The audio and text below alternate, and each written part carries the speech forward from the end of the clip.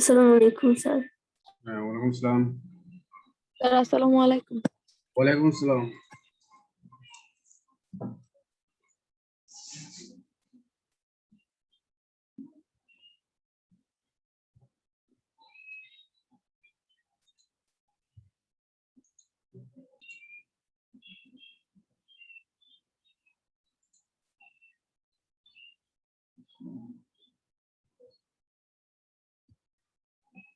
আচ্ছা, ক্লাস শুরু করছি তাহলে। হ্যাঁ। আমরা আজকে নমুনা প্রশ্ন পর্যালোচনা করব অধ্যায় 1 থেকে অধ্যায় 5 পর্যন্ত। স্যার প্রশ্নে যাওয়ার আগে একটা প্রশ্ন ছিল। হ্যাঁ, বলো। স্যার জিনোম এই বিষয়ে যদি একটু ক্লিয়ার করতেন আবার। আচ্ছা, জিন আর জিনোম, ঠিক আছে, নিউক্লিওটাইড। আচ্ছা, এগুলো বলতেছি। জিনোম জিনোম মনে করো যে কোনো একটি হ্যাপ্লয়েড কোষের এক সেট ক্রোমোজোম, হ্যাপ্লয়েড কোষ হোক বা ডিপ্লয়েড কোষ হোক, যেই কোষই হোক, এক set chromosome equal to genome. এখন মনে করো মানুষের শুক্রাণু হলো একটা হ্যাপ্লয়েড কোষ, বা মানুষের ডিম্বাণু হলো একটা হ্যাপ্লয়েড কোষ, আর মানুষের জাইগোট এগুলো হলো ডিপ্লয়েড কোষ। মানে কি, যে হ্যাপ্লয়েড কোষ মানে মানুষের হ্যাপ্লয়েড কোষে এক সেট ক্রোমোজোম আছে। তাহলে এক set chromosome equal to number of chromosome কয়টা মানুষের? 23টা। 23টা। শুক্রাণু যদি 23টা হয়, ডিম্বাণু যদি 23টা ক্রোমোজোম হয়, তাহলে 23টা ক্রোমোজোম মিলে একটা জিনোম। বুঝছো? আবার ধরে নাও ধান ধান একটা উদ্ভিদ, ধান উদ্ভিদটা ধরে নাও এটা ডিপ্লয়েড একটা উদ্ভিদ, তার ক্রোমোজোম সংখ্যা আছে 24। ধানের ক্রোমোজোম সংখ্যা 24, মানে ডিপ্লয়েড কোষে 24। তাহলে যদি হ্যাপ্লয়েড কোষ হতো, তাহলে তার ক্রোমোজোম সংখ্যা হয়তো 12। তাহলে 12টা ক্রোমোজোম মিলে একটা সেট, এই এক সেটকে আমরা বলবো একটা জিনোম। ক্লিয়ার হয়েছে? স্যার ডিপ্লয়েড কোষে কি তাহলে মানে Yes. দুটি জিনোম হ্যাঁ, থাকে? হ্যাঁ, হ্যাঁ, এই তো বুঝতে পেরেছি। তাহলে ডিপ্লয়েড কোষে 2 সেট ক্রোমোজোম আছে। যেমন আমাদের মানুষের ক্ষেত্রে জাইগোটে কয় সেট ক্রোমোজোম? 2 সেট। শুক্রাণুর এক সেট, ডিম্বাণুর এক সেট, তাহলে হয়ে যায় 2 সেট ক্রোমোজোম। এই জন্য সেখানে ক্রোমোজোম আছে 23 জোড়া বা 46টি। ক্লিয়ার? জি স্যার। আচ্ছা, জিনোম তাহলে কি দ্বারা গঠিত? ক্রোমোজোম। ক্রোমোজোম দ্বারা গঠিত, অনেকগুলো ক্রোমোজোম দ্বারা গঠিত। তাহলে ক্রোমোজোম এবার কি দ্বারা গঠিত? স্যার নিউক্লিয়ড ক্রোমোজোম হলো ডিএনএ দিয়ে। ডিএনএ দিয়ে। ক্রোমোজোম হলো ডিএনএ দিয়ে গঠিত। ডিএনএ আবার কি দ্বারা গঠিত? নিউক্লিওটাইড দিয়ে। ডিএনএর খন্ডাংশকে বলা হয় জিন। ডিএনএর খন্ডাংশকে বলা হয় জিন, যা জীবের চারিত্রিক বৈশিষ্ট্য নিয়ন্ত্রণ করে। তাহলে ডিএনএর খন্ডাংশ হলো জিন। ক্লিয়ার? জি স্যার। আচ্ছা, এখন হলো নিউক্লিওটাইড। তাহলে জিনের যে একক বা জিন গঠনকারী যে উপাদানগুলো আছে, সেগুলো হলো নিউক্লিওটাইড। ঠিক আছে? জিন গঠনকারী উপাদানগুলোকে কি বলবো? নিউক্লিওটাইড। হ্যাঁ, তাহলে এটা ঝামেলাটা গেছে, সমস্যাটা গেছে। জি স্যার। জি স্যার। আচ্ছা, থ্যাংক ইউ। আচ্ছা, আমরা এখন আসি কয়েকটা জ্ঞানমূলক কোশ্চেন। প্রথমে আমরা আসি প্লাজমোগেমি। প্লাজমোগেমি কি, এটা আমরা তোমাদের পড়াইছি, যে দুইটি ভিন্ন ধরনের জনন কোষ কাছাকাছি আসবে, তাদের মধ্যে একটা সংযোগ নালী তৈরি হবে এবং তাদের সাইটোপ্লাজম বা প্রোটোপ্লাজমের মিশ্রণ ঘটবে, কিন্তু নিউক্লিয়াস দুটি মিশ্রণ ঘটবে না, পাশাপাশি থাকবে। এই ধরনের ঘটনাকে আমরা বলবো প্লাজমোগেমি। ডাইক্যারিয়ন কি, যে প্লাজমোগেমি হওয়ার পর উদ্ভূত যে কোষ, সে কোষে নিউক্লিয়াস দুইটা থাকবে, তখন উদ্ভূত কোষটাকে বলবো ডাইক্যারিয়ন। ডাই মানে দুই, ক্যারিয়ন মানে নিউক্লিয়াস। যে কোষে নিউক্লিয়াস থাকবে দুইটি, তাকে আমরা বলবো ডাইক্যারিয়ন। ধনুষ্টঙ্কার রোগের জীবাণুর নাম কি? কেউ কি পারবা? Clostridium tetani. সাইজন্ট কি? এনিওয়ান? বহু নিউক্লিয়াস বিশিষ্ট কোষ। কার? স্যার ম্যালেরিয়া পরজীবী। ম্যালেরিয়া পরজীবী। হ্যাঁ, ম্যালেরিয়া পরজীবীর বহু নিউক্লিয়াস যুক্ত দশা। একটি গোলাকার ভাইরাসের উদাহরণ দাও, কি হবে? এইচআইভি। অনেকগুলোই বলা যায়, পোলিও, এইচআইভি। করোনা। একজনের সংজ্ঞা দাও। একজন আর ইন্ট্রোনস কোথায় পড়াইছিলাম? স্যার ডিএনএ তে না, ছিল, ট্রান্সক্রিপশনে আরএনএ ছিল। পড়াইছিলাম, মনে আছে কারো? যে প্রি এমআরএনএ যে অংশটি, হ্যাঁ, প্রি এমআরএনএ যে অংশটি ট্রান্সলেশনে অংশ নেয় না তাকে আমরা বলবো ইন্ট্রোনস, আর প্রি এমআরএনএ যে অংশটি ট্রান্সলেশন প্রক্রিয়ায় অংশ নেয় তাকে আমরা বলবো এক্সন। এফএডির পূর্ণরূপ কেউ পারবা? Flavin, adenine, die nucleotide. Adenine die. Apo enzyme কাকে বলে? এনিওয়ান? Sir conjugated. স্যার যেসব কনজারভেটিভ এনজাইমের অপ্রোটিন অংশ। ইয়েস, না, প্রোটিন অংশ। অপ্রোটিন অংশ তো পরিস্থিতি কি? না। হ্যাঁ, তাহলে কনজুগেটেড এনজাইমের প্রোটিন অংশকে বলা হবে অ্যাপো এনজাইম। মিথজীবিতার সংজ্ঞা দাও। এটা লাস্ট ক্লাসে পড়ানো হয়েছে, লাইকেন পড়ানোর সময়। মিথজীবিতার সংজ্ঞা কি হবে? যে দুইটি, যে সম্পর্কে দুজন আচ্ছা আমি বলে দিচ্ছি, দুইটি ভিন্ন প্রজাতির জীবগোষ্ঠী যখন পরস্পর ঘনিষ্ঠ সহাবস্থানের মাধ্যমে একে অপরের দ্বারা উপকৃত হয়,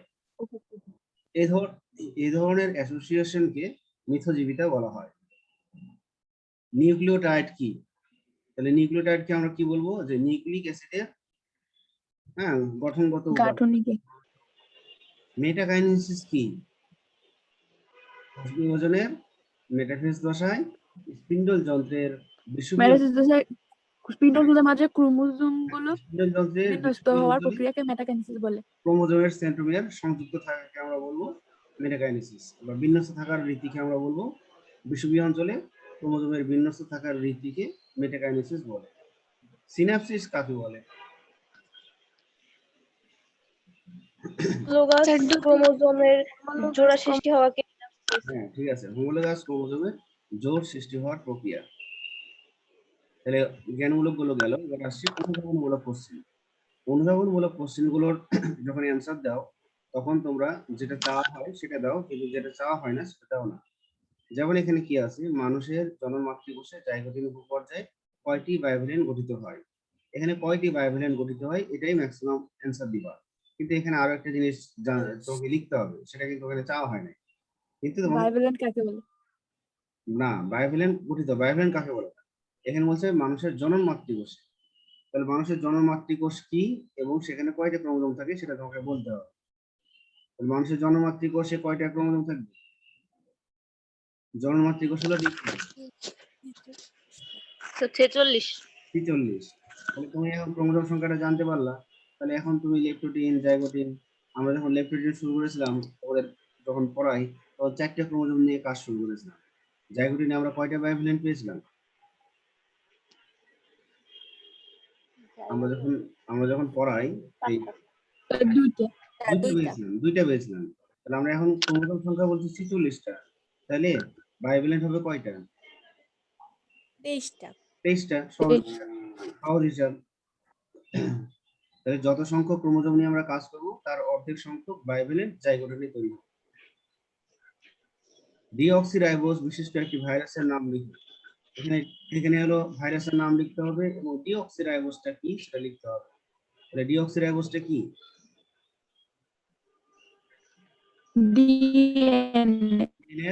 ডিএনএর 5 কার্বন বিশিষ্ট পেন্টোজ শর্করা। এবং ভাইরাসের নাম লিখো একটা, যে কোনো একটা ভাইরাস। টি2 ভাইরাস। হ্যাঁ, হয়েছে। এক্সফ্লাজেলেশন প্রক্রিয়ায় ম্যালেরিয়া প্রজাতির কোন জনন কোষ উৎপন্ন হয়? এখানে এক্সফ্লাজেলেশন প্রক্রিয়াটা কাকে বলে আর জনন কোষটা কি সেটা লিখতে হবে। মনে আছে কারণ? নাহলে আমি বলে দিচ্ছি। এক্সফ্লাজেলেশনটা হলো ম্যালেরিয়া পরজীবীর মাইক্রোগ্যামেটোসাইট, হ্যাঁ, এই 4 থেকে ম্যাক্রোগ্যামেটোসাইটের নিউক্লিয়াস, হ্যাঁ, প্রথমে 4 থেকে 8টি ভাগে ভাগ হয়। তারপরে ফাজেলের ন্যায় সাইটোপ্লাজমীয় অভিক্ষেপ তৈরি করে এবং প্রতিটি অভিক্ষেপের ভিতরে একটা করে নিউক্লিয়াস প্রবেশ করে এবং শেষে শুক্রাণু উৎপন্ন করে। তাহলে জন্ম কোষটার নাম হলো শুক্রাণু। আর প্রক্রিয়াটা তো আমরা আগে বলে দিয়েছি। একটি কোএনজাইমের পূর্ণরূপ ইংরেজিতে লিখবো। তাহলে কোএনজাইমের যে কি কাকে বলে আর পূর্ণরূপটা লিখবা। কোএনজাইম কাকে বলে? কনজুগেটেড, এনজাইমের সহযোগী এনজাইম। ওই যে কনজুগেটেড এনজাইমের যে অপ্রোটিন অংশ, সেই অপ্রোটিন অংশ হলো প্রস্থেটিক গ্রুপ। আর ওই প্রস্থেটিক গ্রুপ যদি জৈব যৌগ দ্বারা গঠিত হয় তাকে কোএনজাইম বলে। তাহলে কনজুগেটেড এনজাইমের প্রস্থেটিক গ্রুপ জৈব যৌগ দ্বারা গঠিত হলে তাকে কোএনজাইম বলা হয়। আর কোএনজাইমের পুরো নামটা লিখতে হবে, সিও কো, এটা ছোট হাইফেন, তারপরে ENZYME। ব্যাকটেরিয়ার চলনাঙ্গ কোন প্রোটিন দিয়ে গঠিত? এখানে লিখতে হবে ব্যাকটেরিয়ার চলনাঙ্গের নাম আর প্রোটিনের নাম। পারবা কেউ? ব্যাকটেরিয়ার চলনাঙ্গের নাম কি? পিলি, হ্যাঁ, আর পিলি যে প্রোটিন দ্বারা গঠিত তার নাম পিলিন।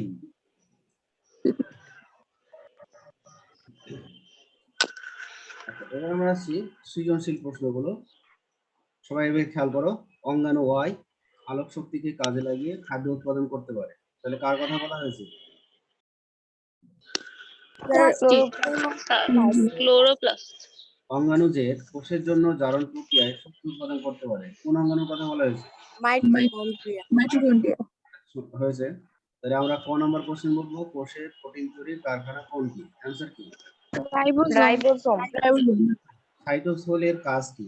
এখানে কাজ লিখতে হবে প্লাস সাইটোসোল জিনিসটা কি সেটা বলতে হবে। সাইটোপ্লাজম। সাইটোপ্লাজমে, হ্যাঁ, সাইটোপ্লাজম থেকে আমরা কি বাদ দিব? নিউক্লিয়াস এবং অঙ্গাণু বাদ দিব। আর অঙ্গাণু বাদে যে অর্ধসচেতন সেটাই হলো সাইটোসোল। আচ্ছা, এবার আসবো উদ্দীপকের ওয়াই অঙ্গাণুর গঠন। ওয়াই অঙ্গাণু তো আমরা আগে বলে দিয়েছি। ওয়াই অঙ্গাণু হলো ক্লোরোপ্লাস্ট, তার গঠন লিখবা এবং কাজ লিখবা। জেড অঙ্গাণু মাইটোকন্ড্রিয়া জেনে ফেলেছো, তাহলে তার চিত্র আঁকবা, গঠন লিখবা এবং সেখানে সংঘটিত 3টা প্রক্রিয়ার নাম। তাহলে 3টা প্রক্রিয়ার নাম বলতে পারবা? গ্লাইকোলাইসিস, হ্যাঁ, ক্রেবস চক্র, হয় না, ক্রেবস চক্র, চক্র, ফ্যাটি অ্যাসিড চক্র, ইলেকট্রন ট্রান্সপোর্ট সিস্টেম, ক্রেবস চক্র হয়েছে, ফ্যাটি অ্যাসিড চক্র হয়েছে, আরেকটা ইলেকট্রন ট্রান্সপোর্ট সিস্টেম। গুড, হ্যাঁ, ইলেকট্রন ট্রান্সপোর্ট সিস্টেম, ঠিক আছে। তাহলে তুমি এখানে মাইটোকন্ড্রিয়ার চিত্র লিখে তার গঠন লিখবা এবং শেষে বলে দিতে হবে যে মাইটোকন্ড্রিয়ায় এই সমস্ত প্রক্রিয়াগুলো ঘটে। নমুনা 2, সি ও ডি হলো যথাক্রমে মাতৃকোষ ও অপত্য কোষ, যাদের প্রত্যেকটিতে 20টি করে ক্রোমোজোম রয়েছে। তাহলে এখানে সি হলো মাতৃকোষ আর ডি হলো মাতৃকোষ, তাহলে উভয় কোষে ক্রোমোজোম 20টি করে। তার প্রথম প্যারাতে কোন বিভাজন হয়েছে? মাইটোসিস। আচ্ছা, গুড। আবার ই ও এফ হলো যথাক্রমে মাতৃকোষ ও অপত্য কোষ, এই কোষ দুটিতে যথাক্রমে 10টি এবং অপত্য কোষে মানে এফ এ 5টি করে ক্রোমোজোম রয়েছে। এখানে মায়োসিস বা মায়োসিস। ক এমপিএফ এর পূর্ণরূপ লিখো, কি হবে? Maturation promoting factor. Good, maturation promoting factor. সাইটোকাইনেসিসের গুরুত্ব লিখো, এখানে লিখতে হবে কি কি? সাইটোপ্লাজমের বিভাজন না হলে হচ্ছে কোষে নিউক্লিয়াস সংখ্যা বেড়ে যেত। আমি বলেছি কি কি লিখবা, এখানে লিখতে হবে সাইটোকাইনেসিস কাকে বলে? यस, স্যার প্রথমে লিখতে হবে সাইটোকাইনেসিস কাকে বলে। সাইটোকাইনেসিস কাকে বলে এটা আগে বলো তো। সাইটোপ্লাজমের বিভাজন সাইটোকাইনেসিস বলে। সাইটোপ্লাজমের বিভাজনকে। সাইটোপ্লাজমের বিভাজন তো ঠিক আছে, কিন্তু কার? কোষের সাইটোপ্লাজম। মাতৃকোষের সাইটোপ্লাজমের বিভাজনকে সাইটোকাইনেসিস। এরপরে তুমি গুরুত্ব লিখবা। গ, উদ্দীপকের সি কোষে সংঘটিত বিভাজন কি ছিল? মাইটোসিস। মাইটোসিস। তার গুরুত্ব লিখবা। গুরুত্ব লিখে মাইটোসিস বিভাজনের কয় নম্বর ধাপ? 3 নম্বর ধাপ বলেছে, মানে অ্যানাফেজ। মেটাফেজ ধাপ। মেটাফেজ। মেটাফেজ। হ্যাঁ, মেটাফেজ ধাপের চিত্র সহ বর্ণনা তুলে ধরতে হবে। আচ্ছা, এবার ঘ, উদ্দীপকের ই কোষে সংঘটিত বিভাজন মানে মায়োসিস। মায়োসিস বিভাজনের যে উপপর্যায়ের কারণে জীব বৈচিত্র্য দেখা যায়। কোন উপপর্যায়ের কারণে? প্যাকাইটিন। প্যাকাইটিন। প্যাকেটিং উপপর্যায়ের কারণে জীব বৈচিত্র্য দেখা যায়। এগুলো কিন্তু সবই লিখে আসতে হবে। ই কোষটাই কি হয়, তারপরে প্যাকেটিন, এগুলো সবই লিখে আসতে হবে। লিখে আসার পর যা তার চিত্র সহ বর্ণনা করো। এবার কি করবা? প্যাকেটিনের বর্ণনা দিবা। বর্ণনা দেওয়ার পরে যেহেতু প্যাকেটিন আমরা জানি যে ক্রসিং ওভার হয়, আর ক্রসিং ওভার হওয়ার ফলে কি হয়? হোমোলগাস ক্রোমোজোমের মধ্যে জিনের অংশ বিনিময় হয়। আর এই জিনের অংশ বিনিময় হওয়ার কারণেই মূলত কি হয় যে বৈচিত্র্যের পরিবর্তন দেখা যায়। তখন এগুলো তোমাকে কয়েকটা লাইন লিখতে হবে। নমুনা প্রশ্ন 3, আরিফ মাংস দিয়ে ভাত খেলো। তাহলে এখানে মাংস প্রথম খাদ্য, ভাত হলো দ্বিতীয় খাদ্য। মাংস কোন খাদ্য? প্রোটিন। প্রোটিন জাতীয়। শর্করা। এনএডিপির পূর্ণরূপ লিখো। কি হবে? Nicotinamide, nicotinamide, adenine diphosphate. Nicotinamide, adenine dinucleotide phosphate. Dinucleotide হয়। আচ্ছা, মোম খেয়ে আদ্র বিশ্লেষণ করলে কি কি উপাদান পাওয়া যাবে? লিপিড। এখানে মোম তো লিপিড অবশ্যই, তবে মোম কাকে বলে এটাকে বলতে হবে। মোমের সংজ্ঞাটা কারো মনে আছে? ফ্যাটি অ্যাসিড, ডাইহাইড্রিক অ্যালকোহল, না, মনোহাইড্রিক উপাদান। ডাইহাইড্রিকটা হবে না, অন্য হবে। ফ্যাটি অ্যাসিডের সাথে মনোহাইড্রিক অ্যালকোহল, কোলেস্টেরল থাকবে। হ্যাঁ, ফ্যাটি অ্যাসিডের সাথে মনোহাইড্রিক অ্যালকোহলের এস্টার যৌগ। ঠিক আছে, তাহলে কি বলবো? ফ্যাটি অ্যাসিডের সাথে মনোহাইড্রিক অ্যালকোহলের এস্টার যৌগ বলে। তাহলে আমরা তো সংজ্ঞাতে বলে দিলাম কি কি উপাদান আছে। তাহলে বিশ্লেষণ করলে কি পাবো? মনোহাইড্রিক অ্যালকোহল আর ফ্যাটি অ্যাসিড। তাহলে সংজ্ঞাটা পারলে বিশ্লেষণ করলে সেটা কি পাওয়া যাবে সহজে বলা যাবে। গ, উদ্দীপকের শেষোক্ত খাদ্যে বিদ্যমান জৈব পদার্থের গঠন ভিত্তিক শ্রেণীবিভাগ উদাহরণ সহ ছক আকারে দেখা। শেষে বাকি যে খাদ্যটা ছিল সের নাম কি? মনোস্যাকারাইড। কার্বোহাইড্রেট। ভাত হলো শর্করা। শর্করা মনোস্যাকারাইড না। এখানে ভাত যদি ভাত কি দ্বারা বলে যদি বলি তাহলে হবে পলিস্যাকারাইড, কিন্তু ভাত এখানে শর্করাই ধরবো আমরা। তাহলে শর্করা ধরতে পারি অথবা পলিস্যাকারাইড ধরতে পারি, কিন্তু শর্করা ধরাটা এখানে বলা হয়েছে। তাহলে শর্করার গঠন ভিত্তিক শ্রেণীবিভাগ লিখতে হবে। তাহলে শর্করার গঠন ভিত্তিক শ্রেণীবিভাগ কয় ভাগে ভাগ করা হয়? 4 ভাগে। একটা হলো মনোস্যাকারাইড, ডাইস্যাকারাইড, অলিগোস্যাকারাইড, পলিস্যাকারাইড। তাহলে তোমাকে একটা 3টা কলাম লিখতে হবে। তাহলে একটা কলামে লিখবা শর্করার নাম, পাশের কলামে লিখবা সংজ্ঞা, পাশের কলামে লিখবা উদাহরণ। প্রত্যেকটা সংজ্ঞা তো তোমরা জানো, মনোস্যাকারাইড কাকে বলে, ডাইস্যাকারাইড কাকে বলে, এগুলো সংজ্ঞা লিখে দিলে। লিখে দেওয়ার পর প্রত্যেকটা থেকে একটা করে উদাহরণ দিব। যেমন মনোস্যাকারাইডে জানো গ্লুকোজ, তারপর ডাইস্যাকারাইড সুক্রোজ, অলিগোস্যাকারাইড এটা হলো কি র্যাফিনোজ, হ্যাঁ, পলিস্যাকারাইড স্টার্চ হয়ে গেল। আর সংজ্ঞাগুলো হ্যাঁ অনেক কিছু বলা যায়। আর সংজ্ঞাগুলো তো তোমরা জানো, লিখে দিবা। ঘ, উদ্দীপকে প্রথমোক্ত খাদ্যে বিদ্যমান জৈব পদার্থের বৈশিষ্ট্য উল্লেখপূর্বক জীব দেহে তার গাঠনিক ও বিপাকীয় ভূমিকা লিখো। তাহলে প্রথমত খাদ্যে বিদ্যমান জৈব পদার্থটা কি বলতো? মাংস। প্রোটিন। প্রোটিন। তাহলে এখানে বলছে প্রোটিনের বৈশিষ্ট্য লিখবা। প্রোটিনের বৈশিষ্ট্য লিখে জীবদেহে আমিষের গাঠনিক ভূমিকা এবং জীবদেহে আমিষের বিপাকীয় ভূমিকাগুলো কি কি আছে। তাহলে এগুলো বইয়ে সুন্দরভাবে দেওয়া আছে, ওটা লিখতে হবে। নমুনা প্রশ্ন 4। ব্যাঙাচি আকৃতির এক প্রকার ভাইরাস প্রোক্যারিওটিক এক প্রকার অণুজীবকে আক্রমণ করে। ব্যাঙাচি আকৃতির এক প্রকার ভাইরাসের নাম কি? টিটু ভাইরাস। প্রোক্যারিওটিক এক প্রকার অণুজীবকে আক্রমণ করে, মানে কার কথা? ব্যাকটেরিয়া। হ্যাঁ, কি হয়েছে? তাহলে আক্রমণ করে তার ভিতরেই সংখ্যা বৃদ্ধি সম্পন্ন করে এবং পোষকটিকে ধ্বংস করে। তাহলে এখানে বলা হয়েছে পোষকটিকে ধ্বংস করে দিবে। তাহলে পোষকটিকে ধ্বংস করলে লাইটিক চক্র। লাইটিক চক্র। লাইটিক চক্র। হ্যাঁ, লাইটিক চক্র। সাইজন কি? সাইজন কি এর আগেও বলা হয়েছে, কি একজন বলুন? পরজীবীর বহু নিউক্লিয়াস যুক্ত দশা। ডেঙ্গু জ্বরের জীবাণুর বাহকের বৈজ্ঞানিক নাম লিখুন। প্রথমে বলতে হবে ডেঙ্গু জ্বর কাকে বলে, আর পরে বাহকের বৈজ্ঞানিক নাম। ডেঙ্গু জ্বর কাকে বলে?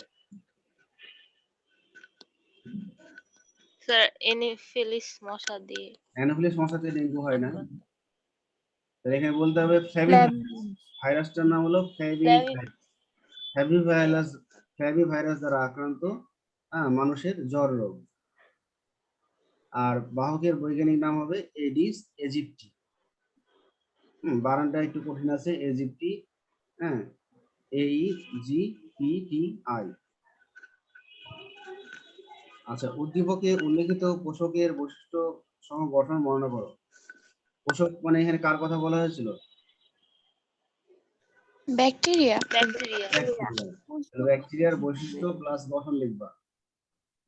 ঘ, উদ্দীপকের আলোকে প্রথমোক্ত অণুজীবের সংখ্যা বৃদ্ধি প্রক্রিয়ার প্রথম দুটি ধাপ বর্ণনা করো। পুরো প্রক্রিয়াটি চিত্র দ্বারা দেখাও।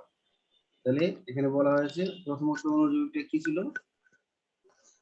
Titu first virus.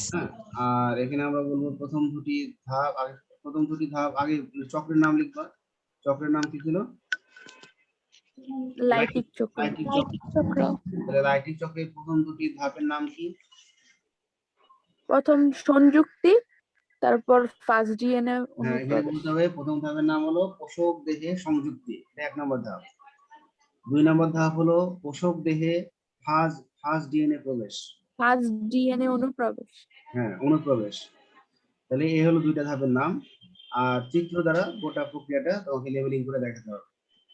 বর্ণনা দিতে হবে প্রথম 2টা ধাপে, কিন্তু লাইটিক চক্রের পুরো চিত্রটা তোমাকে আঁকতে হবে উইথ লেবেলিং। ওকে? আচ্ছা, এবার দেখো নমুনা কোশ্চেন 5। শৈবাল ও ছত্রাক দুটি ভিন্ন ধরনের জীব। প্ল্যানোস্পোর কি হবে? ফ্লাজেলা বিহীন অচল স্পোরকে প্ল্যানোস্পোর বলে।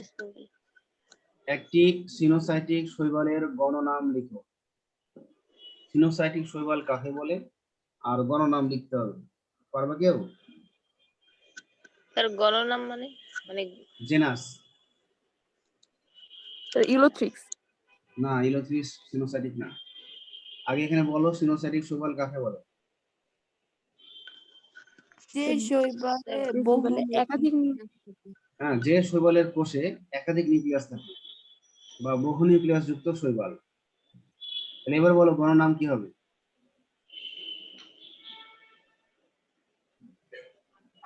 ভাউচেরিয়া, বট্রিডিয়াম,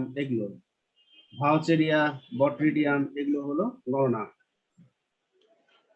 গ, উদ্দীপকের প্রথমোক্ত জীবের একটি গণের গঠন সহ অজনজনন বর্ণনা করো। তাহলে উদ্দীপকের প্রথমোক্ত জীবের গণটার নাম কি?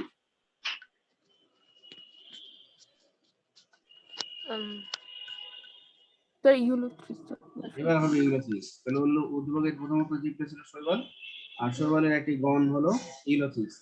তাহলে তোমাদের পড়ানো হয়েছে ইউলোথিসের গঠন এবং তার অজনজনন লিখতে হবে। ঘ, উদ্দীপকে জীবদ্বয়ের মিথজীবী সংগঠন মানে কার কথা বলা হয়েছে? Lichen lichen lichen. লাইকেন। তাহলে লাইকেনের অন্তর্গঠনের চিত্র সহ বর্ণনা দাও। তোমাদের একটা লাইকেনের অন্তর্গঠন পড়াইছে, সেই লাইকেনটার নাম কি ছিল?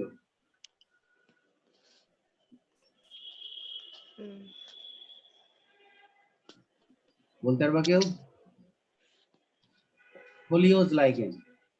ফোলিওজ লাইকেনের অন্তর্গঠন পড়ানো হয়েছে। ওই যে একটা চিত্র দিয়ে বুঝিয়েছিলাম যে একটা থ্যালাসের প্রস্থচ্ছেদ দিয়ে আমরা দেখাছিলাম যে সবচেয়ে উপরে আছে ঊর্ধ্ব কর্টেক্স, তারপরে শৈবাল স্তর, তারপরে হলো মেডুলা, তারপরে হলো নিম্ন কর্টেক্স, আর শেষে ছিল রাইজাইম।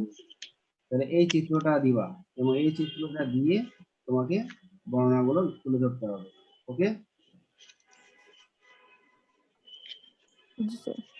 আচ্ছা, আমরা শেষে যেহেতু 5 নম্বর অধ্যায় শুরু করেছিলাম, হ্যাঁ, এটা এখান থেকে কয়েকটা এমসিকিউ এর কোশ্চেন আমি করেছি। হ্যাঁ, এটা একটু দেখো ভালো করে। এককোষী সচল শৈবাল কোনটি? ক্লোরেলা, ক্লামাইডোমোনাস ক্লামাইডোমোনাস হয়েছে। ক্লোরেলা যদি হতো, ক্লোরেলা হলো এককোষী নিশ্চল শৈবাল। আচ্ছা, আর এখানে ভলভক্স আর ইউরোথ্রিক্স এরা কিন্তু বহুকোষী। তাহলে এই ক আর গ দুটোই এককোষী। ক্লোরেলা হলো নিশ্চল আর ক্লামাইডোমোনাস হলো সচল। নিচের কোনটি সিনোসাইটিক শৈবাল? বট্রিডিয়াম বট্রিডিয়াম। লোহিত শৈবালের সঞ্চিত খাদ্য কোনটি? Floridian starch. Floridian starch. হ্যাঁ, বাকিগুলো দেখে নিবা, স্টার্চ কোনটা, ম্যানিটল কোনটা, প্যারামাইলন কোনটা। পাথরের গায়ে যে শৈবাল জন্মায় তাকে কি বলে? লিথোফাইট। লিথোফাইট। এখানে বলছে ছোট সচল পুংগেমেটের সাথে বড় মিশ্রণ স্ত্রী গ্যামেটের যৌন জনন প্রক্রিয়াটির নাম কি? উগ্যামি। হ্যাঁ, উগ্যামি। এর সাথে অ্যানাসোগ্যামি, আইসোগ্যামি এগুলো শিখে নিবা। ইউরোথ্রিক্স শৈবালের বৈশিষ্ট্য 1 নম্বরে কি আছে? দেহ ফিলামেন্টাস। ফিলামেন্টাস মানে সূত্রাকার। ফিলামেন্টাস মানে হলো সূত্রাকার। তাহলে ইউরোথ্রিক্সের দেহ কি সূত্রাকার? জি স্যার।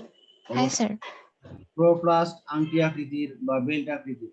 এই কথা কি ঠিক? হ্যাঁ স্যার, ঠিক। জি স্যার। শৈবাল মানে স্যার মানে ভিন্ন দেহি, মানে পুংজনন আর দুইটা ভিন্ন থ্যালাসে কি হবে? ভিন্ন দেহি হবে, শুক্রাণু আর ডিম্বাণু উৎপন্ন হবে। অবস্থান করে। তাহলে ইউরোথ্রিক্সের ক্ষেত্রে এই কথা ঠিক? জি স্যার। হ্যাঁ স্যার। স্যার তিনটাই হবে। তিনটাই হবে, মানে ঘ। পাইরিনয়েড কোন জাতীয় পদার্থ? প্রোটিন জাতীয় পদার্থ। প্রোটিন, কারণ আমরা জানি কেন্দ্রে থাকবে প্রোটিন আর প্রোটিনকে ঘিরে চারপাশে থাকবে স্টার্চের আবরণ। স্টার্চ। জি স্যার। ছত্রাকের কোষ প্রাচীরের প্রধান উপাদান কোনটি? কাইটিন। পোষক দেহ থেকে খাদ্য শোষণকারী হাইফাকে কি বলে? হস্টোরিয়াম। ফস্টোরিয়াম। এবং বাকিগুলো দেখে নিবা যে রাইজোমর, সিনোসাইটিক হাইফা, রাইজয়েড এগুলো কি। অ্যাগারিকাস ছত্রাকের রাইজয়েড কোনটা জানো? রাইজয়েড এটা মূলের মতো কাজ করে ওটা? কাজ করে, यस, রাইজয়েড অনেকটা মূলের মতো কাজ করে। আচ্ছা, অ্যাগারিকাস ছত্রাকের ক্ষেত্রে প্রযোজ্য। ফুড বডির নাম ব্যাসিডিও কার্প। এটা ঠিক আছে? এটা হবে। ব্যাসিডিও কার্পের আরো নাম আছে, নামগুলো মনে আছে? এর ফ্রুট বডি, ব্যাসিডিও কার্পের। ব্যাসিডিও কার্প বা ফুড বডি বা অ্যাগারিকাসের জনন অংশ। হ্যাঁ স্যার। 2 নম্বর রাইজোমরফিক মাইসিলিয়াম। সেটা হবে। হ্যাঁ, কারণ আমরা রাইজোমরফিক মাইসিলিয়ামটা কি ছিল মনে আছে? স্যার মাইসিলিয়ামটা শক্ত হবে না, মোটা শক্ত। মাইসিলিয়ামের কয়েকটা হাইফি, হ্যাঁ, নিজেদের মধ্যে প্যাঁচ লাগবে, হ্যাঁ, এবং রশির নাই বা দড়ির মতো গঠন তৈরি করবে, তখন তাকে আমরা বলবো রাইজোমর। তাহলে এই বৈশিষ্ট্য অ্যাগারিকাসে আছে? জি স্যার। অবশ্যই আছে। হাইফি স্যার প্রস্থপ্রাচীর, এরা হ্যাঁ এটা হবে। হাইফি প্রস্থপ্রাচীর গুলি, এটা 3 নম্বরটা হবে হবে। না। হ্যাঁ, কারণ আমরা জানি মাইসেলেমের হাইফা, হ্যাঁ, প্রস্থপ্রাচীর আছে, ব্যবধায়ক আছে। তাহলে এক আর স্যার দুই, একই। তাহলে নিচের কোনটি সঠিক? ক নাম্বার।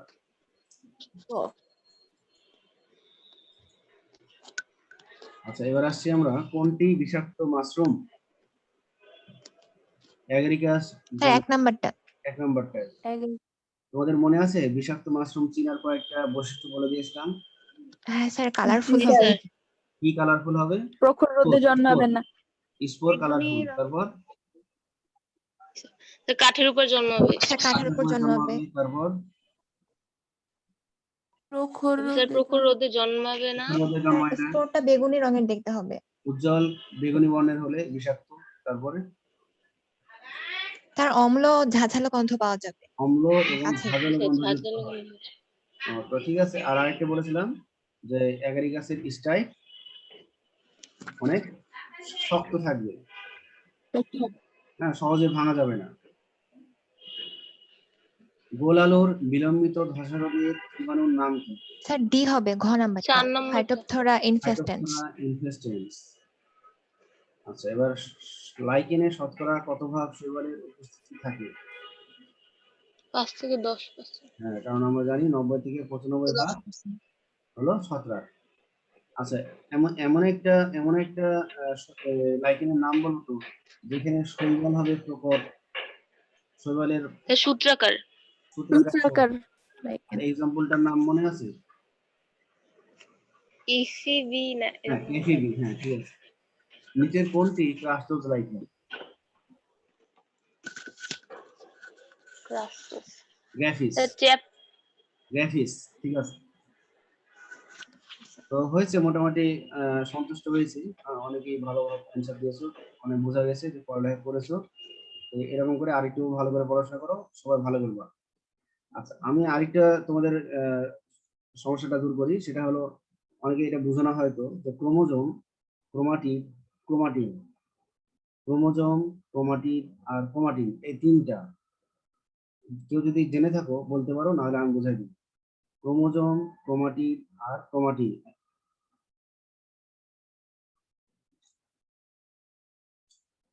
বলতে পারবা? ক্রোমোজোম। স্যার আপনি বলে দেন। আচ্ছা স্যার আচ্ছা, কি স্যার ক্রোমোজোম তো হচ্ছে এই যখন হচ্ছে কোষ বিভাজন তো হতে থাকে তখন সূত্রাকার গঠন ওটাকে স্যার ক্লিয়ার করে বলেন। আচ্ছা, আমি বলছি, আমি ক্রোমাটিড দিয়ে শুরু করছি।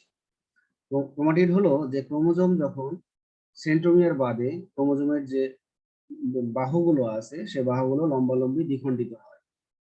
তাহলে আমি কি বললাম? ক্রোমোজোম তার সেন্ট্রোমিয়ার বাদে বাহুগুলো যখন লম্বালম্বি দ্বিখণ্ডিত হয় তখন তাকে বলবো ক্রোমাটিড।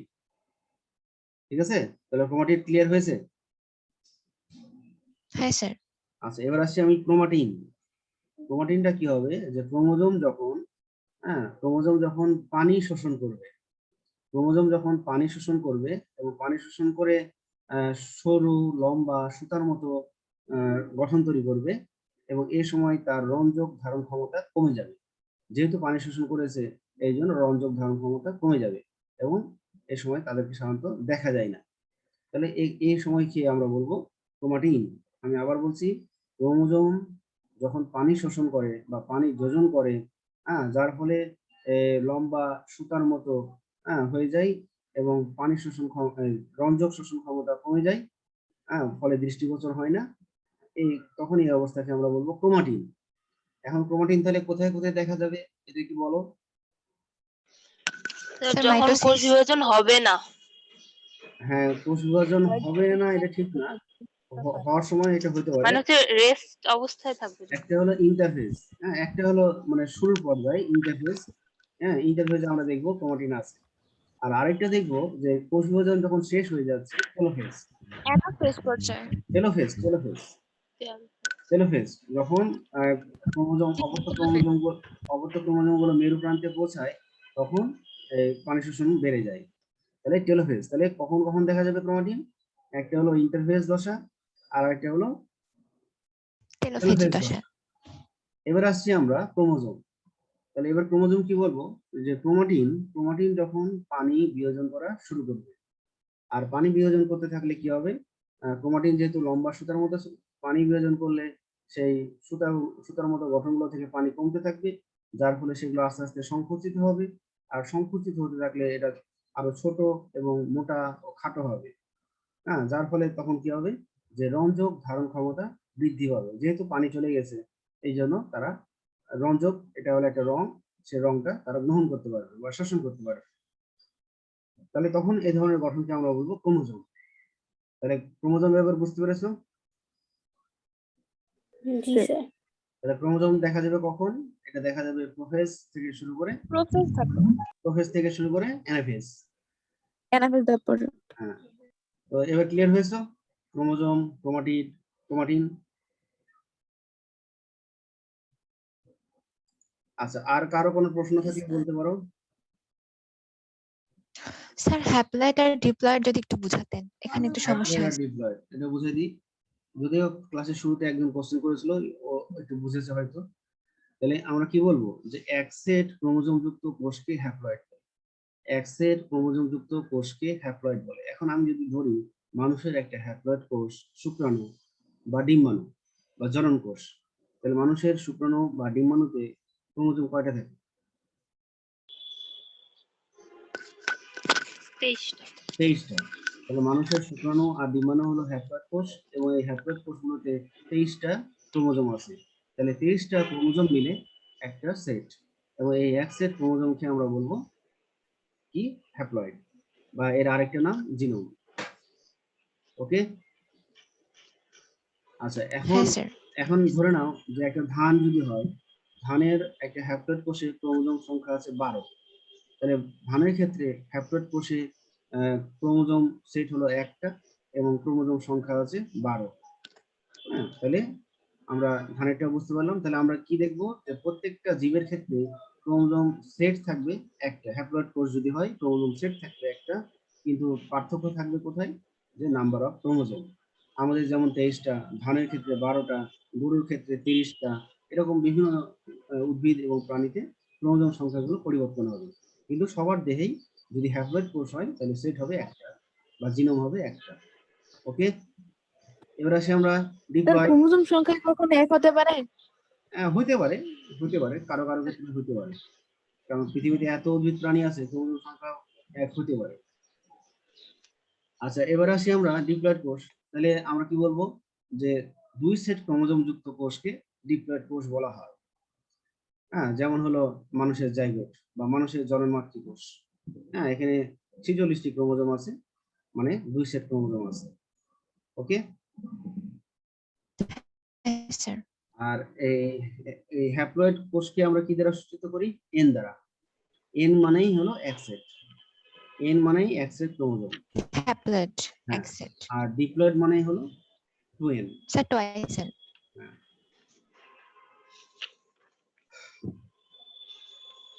আর 1 মিনিট মতো সময় আছে, যারা এখনো নাম রোল দাও নাই, দিয়ে দাও। আর সবাই ভালো করে পড়ো তাহলে।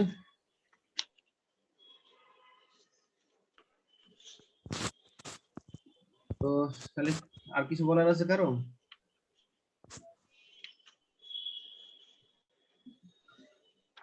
তাহলে শেষ স্যার করছি। বলো আমাদের বলো। স্যার আমাদের বইয়ে দেওয়া আছে মানুষের ক্ষেত্রে এক্স ক্রোমোজোমের বেশি জিন আছে আর ওয়াই ক্রোমোজোমের কম জিন আছে। এত কম কেন? এক্স এর তো স্যার প্রায় 3000 আর ওয়াই এর শুধু না, এরকম কম বেশি 231। থাকতেই পারে, এরকম কম বেশি থাকতেই পারে।